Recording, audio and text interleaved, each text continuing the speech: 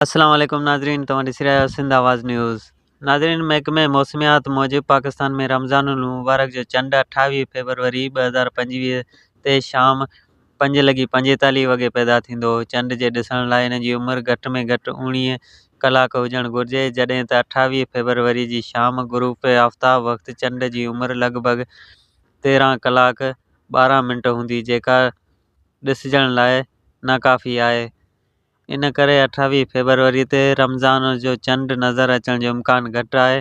1 मार्च ते चंडु ॾिसण जो इम्कानु वधीक आहे, जंहिं मुताबिक़ पहिरियों रोज़ो 2 मार्च 2025 आचर ॾींहुं हुजण जो इम्कानु आहे। यादि रहे त चंडु ॾिसण जो हतमी ऐलान मरकज़ रुयत हिलाल कमेटी कंदी। नाज़रीन, वधीक अपडेट ऐं बाख़बरनि लाइ ॾिसंदा रहो सिंध आवाज़ न्यूज़।